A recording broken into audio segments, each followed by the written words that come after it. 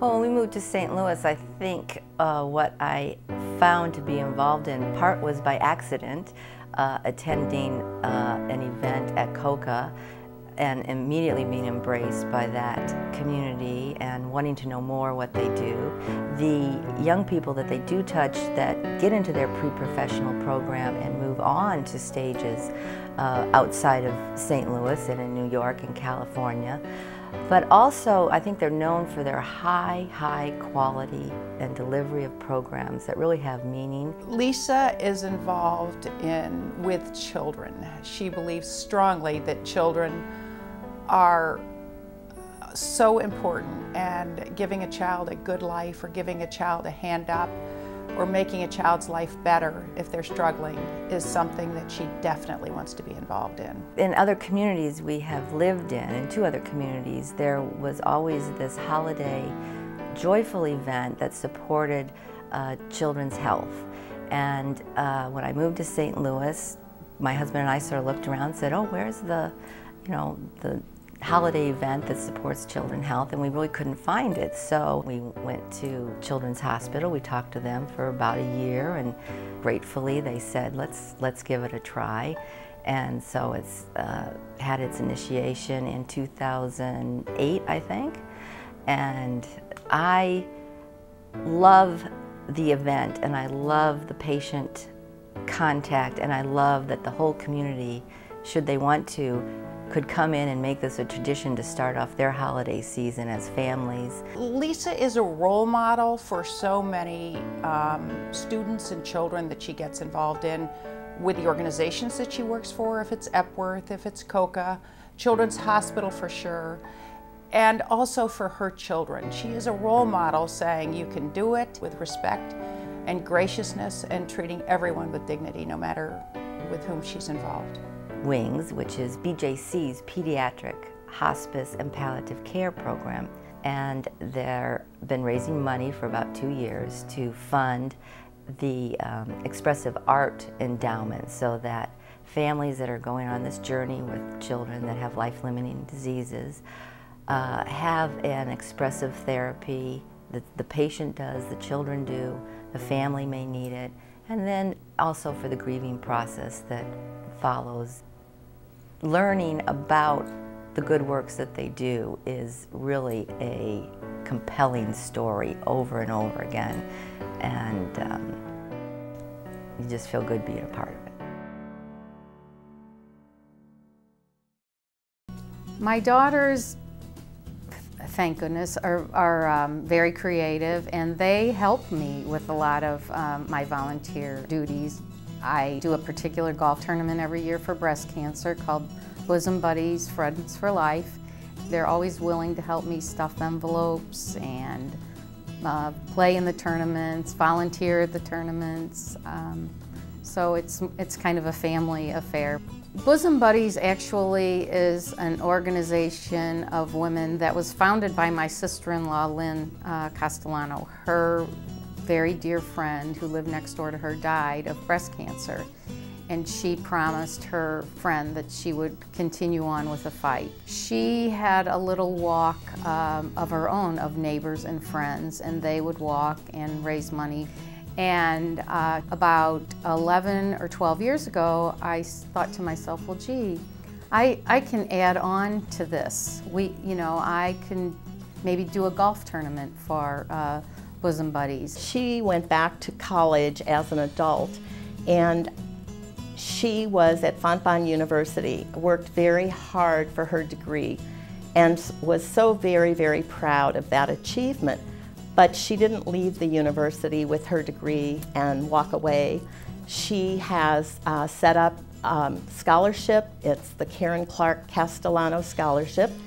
The proceeds are used for students in need. I really do think that volunteerism in St. Louis is alive and well. In young people, older people, I really do feel that people want to get involved.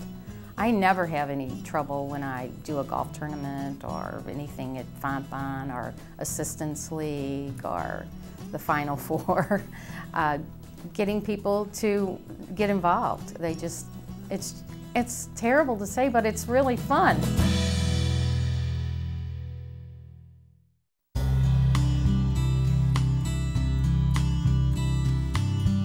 when I retired from nursing. I met Alderman Kenneth Jones. He was the alderman in the 22nd Ward. I was the president of the block unit. She invited me to her block unit party. And when I got there, she had a long laundry list of things she wanted me to do for particularly her senior citizens in the neighborhood. And that's how I actually got really more involved in the community for as making sure seniors got sidewalks. We did the forgivable loan for the senior citizens, made sure they had their roofs done, whatever the need was in the home. I think Margot is such a selfless person, and she seems to be someone who always places others' problems above her own situation.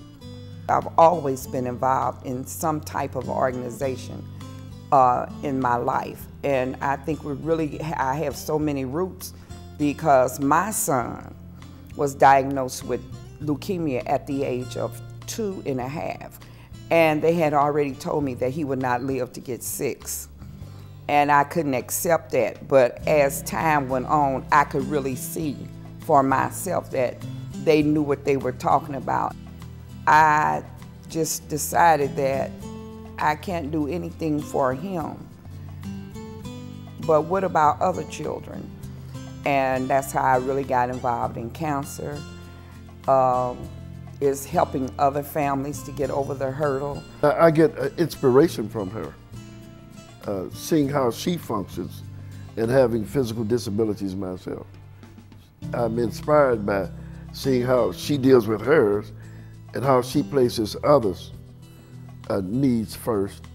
And at the end of the night, when I take care of my families, and we all can lay down, and I know that they're in a home, they have the need, their basic needs, they have food, they don't have to worry about any everyday living. I can lay down peace, knowing that every family I'm involved with, we all can lay down happy, grateful, and thank God.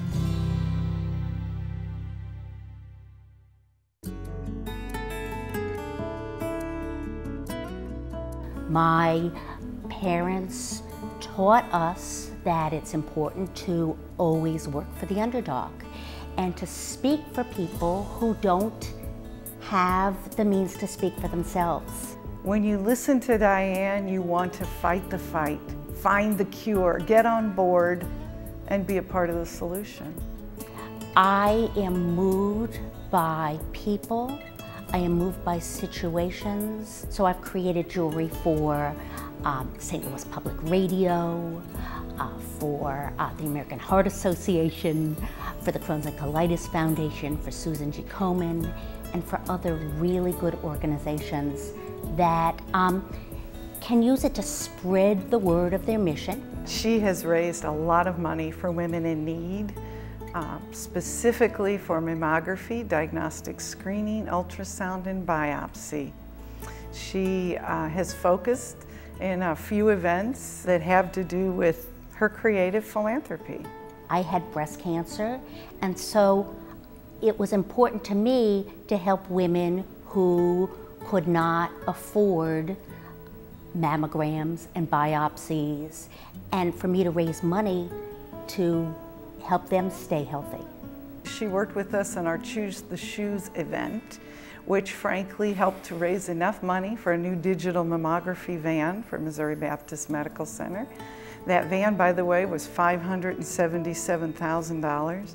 And with our Komen grant, we go to 11 rural counties in the state of Missouri and screen women who cannot afford those screenings and educate them about breast health care. Another event that Diane has started is a mammogram, and this is the ability to tribute your mother for Mother's Day or any other special lady in your life with a tribute that actually is a mammography for an underserved woman. And for that, the mother will receive a necklace that Diane has designed. You can take something from yourself, your talents, your gifts, and you can multiply that and turn that into money for a good organization. It's not enough to write a check. You really have to roll up your sleeves and make a difference.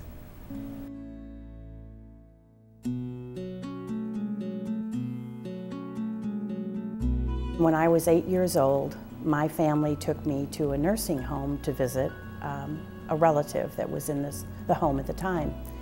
And that led to some volunteer activities that my parents did, and also some volunteer activities at 8 years old that I decided to do.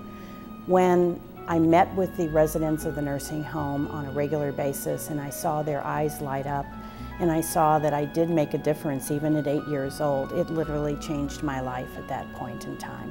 The YWCA has played a big part in my life. I served on the board originally for 7 years, and now I'm in my second term in 2 years.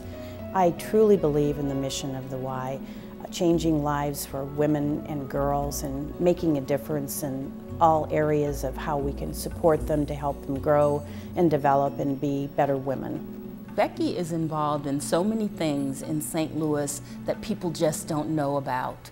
She's not one to trumpet her successes. She's not one to trumpet what she does. She just goes quietly about doing it. I'm absolutely passionate about learning and literacy. I'm presently president of the board of St. Louis Community College Foundation, and I'm also co-chairing a capital campaign for the St. Louis County Library Foundation to build a new Center for Family History that will basically be a genealogy center with a lot of amenities that are not normally seen in such facilities, and will be only one of 3 in the United States. Becky is dedicated to the organizations that she's dedicated to because she sees a need.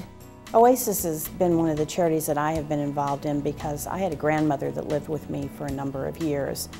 And watching her be lonely and not being involved and not having any place to go, when I learned of OASIS through a dear friend of mine, Barbara Turkington, who is now the head of OASIS in St. Louis, I felt that I was compelled to join the organization to see how I could make a difference, because I've watched it open up people's minds, open up people's lives, have them make new friends, and have new opportunities that they never thought they would have before.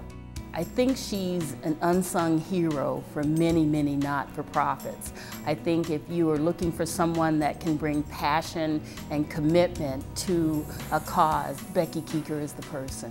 When you volunteer, your handprints stay with the person that you volunteer with for life. And I think that that's something that we don't think about, that even in the smallest way, no matter whether you volunteer an hour a week or you volunteer for 10 hours a week, just volunteering and making a difference in someone's life is one of the most important things I think that you can give back to any community.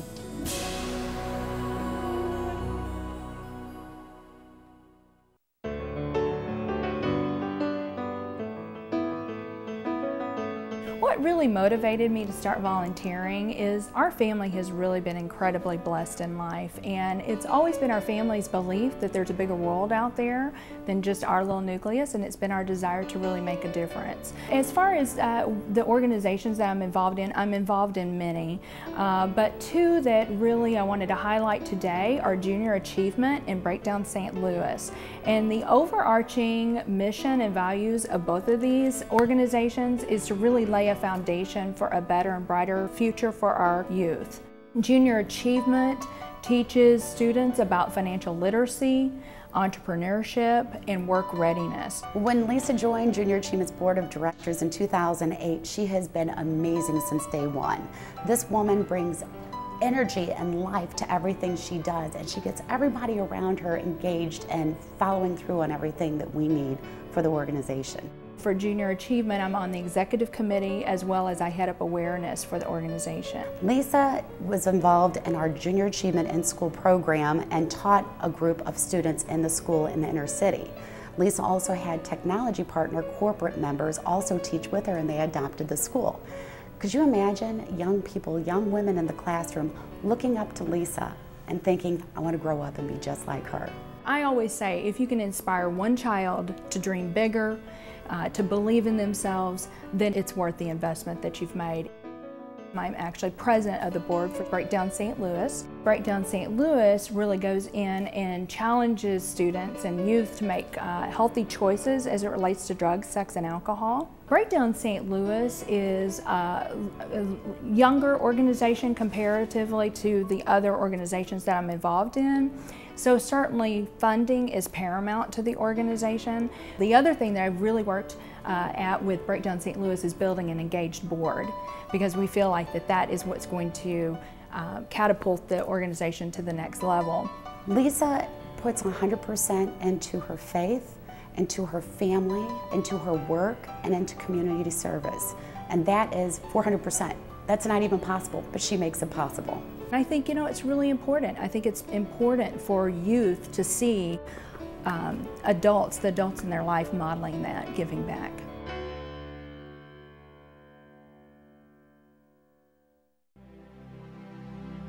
When I was 10 years old, my mother was burned very badly, and I was there, and all she kept saying was when she got well, it was because of Jewish Hospital and a nurse named Edna Mallon. So when I was 22 years old, I was just married, I got a phone call, and it was Lillian Dickler, the president of the Jewish Hospital Auxiliary, calling me saying, "Pam, we'd like you to be on the board of the Jewish Hospital Auxiliary." Needless to say, I couldn't say no. Pam spent years donating time for their events, for speaking engagements that she put together. I think she was one of the youngest people ever to log like 5,000 hours of charitable time. I think it's somewhat hereditary in my family to volunteer. My mother is a past woman of achievement, and my grandma was a very generous woman and gave a lot of her time to the community. It's a 24/7 lifestyle because she's got so many tentacles out to so many organizations that need her services, they want her creativity. There are lots of charities in the city that I've been involved in that I adore. One being the Wellness Community, which is now called the Cancer Support Community, and they help people who have been affected by cancer, either themselves, their family members, their friends. I am also very involved with the March of Dimes. I sit on their board, and of course, those are mothers and babies, and what's more important in the world than helping mothers have healthy babies. I'm very, very fond of an organization called Gateway to Hope, which just started 5 years ago, provides breast cancer care for women who are uninsured or underinsured. And the way Pam looks at these organizations is if there's a mission she believes in, and she likes the people, and she feels she can make a difference, she'll throw herself into it with energy and passion and creativity. I think I'm most proud at the end of an event or when I'm sitting at a board meeting and I hear how successful we have been trying to get the awareness out about one of the charities or how much money that we've made for the charities. It's a great buzz you get from being a part of this community.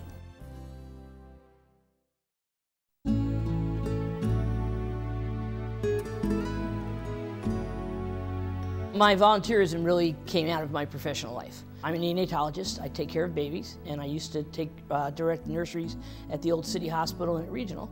And what I saw was families that came back with preemies that were littler and bigger problems, and a lot of what I was seeing was preventable. And so the question was, how could I fix it? And then the other part of it was we would put a lot of resources and a lot of work into saving a lot of those babies, and we thought we did a pretty good job. But if they went home and there weren't resources to help them become whole people and to really benefit from all that we've done, it was kind of a waste of effort. She was a founding board member for us. In the early days, she showed our founder and the folks who were setting up Nurses for Newborns in the early days who it was that really needed our help. And she did that because at the time she was at St. Louis Regional Hospital.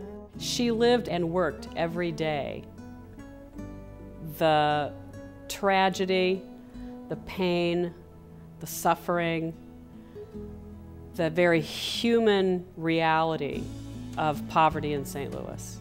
My longest involvement in volunteerism has been Nurses for Newborns, which I got involved with because I read in the paper that the founder of that organization got a grant from the state that was going to follow babies that came out of barns. And I was at Regional at the time, and I called up Sharon Warbach and said, if you're going to see high-risk babies, I've got the highest risk population in town. You have to come see my babies too. And so she came and we met, and she did start to take referrals from us. And when she started to put together a board, I was on her first board, and I've been involved ever since. A neonatal intensive care unit physician, which is her specialty, literally takes babies that would not make it and saves their lives. There is that critical moment in the delivery room where that infant's life is saved. And I've watched her over the 19 years or so that I've known her take so seriously the fact that you save babies' lives, but then what? Now what happens? How are they going home? What kinds of supports and services are available to them? And Nurses for Newborns is a great example of how she views that life-saving, life-giving role that she has on this planet. I've been involved in the Maternal, Child and Health Family Coalition because, again, that's making the whole circle whole. And then also things for the safety net. She sits as an important advisory member at the Missouri Foundation for Health. She's on the Regional Health Commission.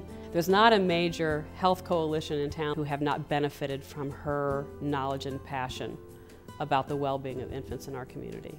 I actually had a really positive experience at my hospital the other day. I do a nursery follow clinic, and I was in my clinic the other day seeing babies, and the nurses came out to me and said there was a mother in the waiting room who wanted to see me. And I went out to see her, and she was a mother of a set of very premature twins I had at Regional 23 years ago. And she was there for something else, but her 23-year-old son was there, who had been a very sick child, who I remember, and he's now 6'2", and he's looking very well, and he's grown up very nicely, and that's just why you do this job. And he used a lot of community resources that wouldn't have been there if we hadn't done the volunteer things to get to where he is today. So it all works.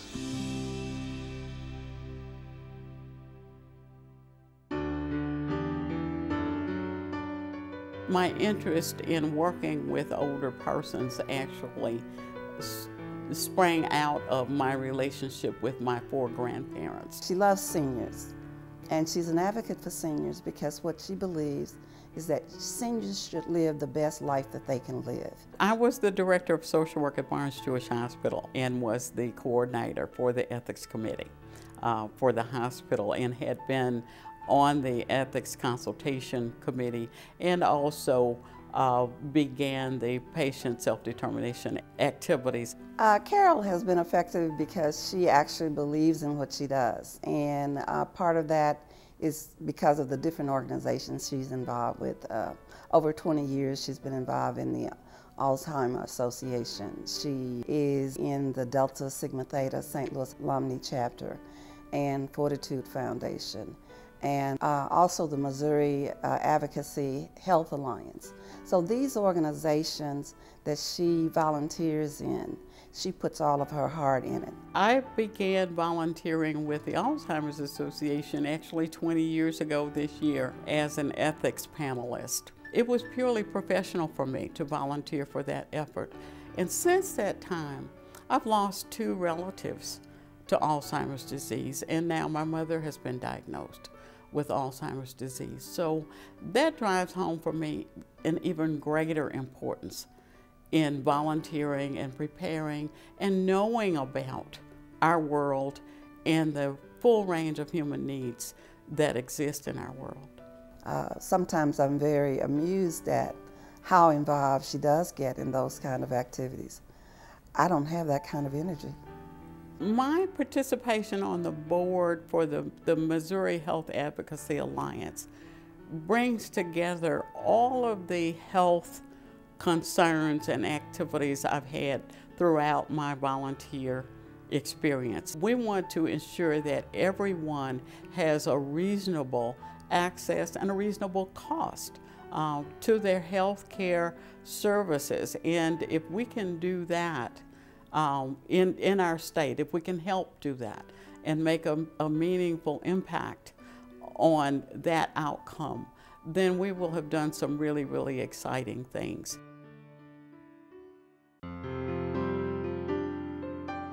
My mother, my father, my grandparents, they were all very active in the community, And I started volunteering when I was a very young age, at 16, at Jewish Hospital as a candy striper.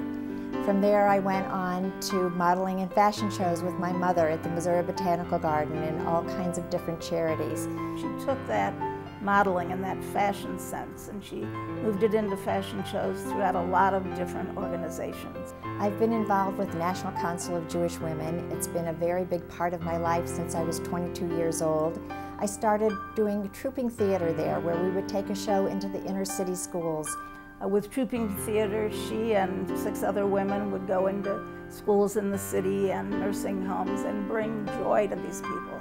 And they'd bring a message of hope, of friendship, of passion. And the look on their faces, the older adults and the children, when they smiled back and appreciated what she did so much, filled her heart. I think truly volunteering is the greatest riches she has in her life.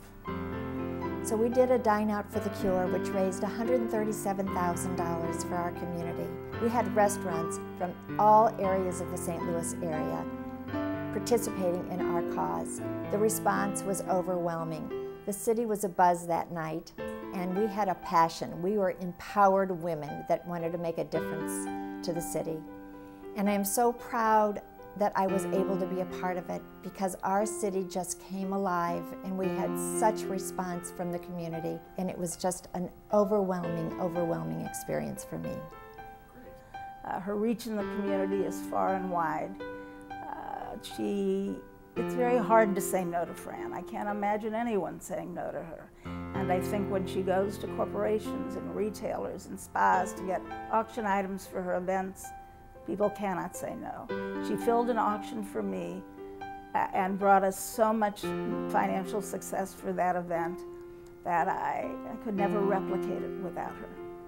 My one thing that I would like to stress to everyone, and it's a motto that I've tried to live for my life, it's to make someone happy, to go out and make someone happy. The Junior League, Larks, is an organization she's sung with for 25 years.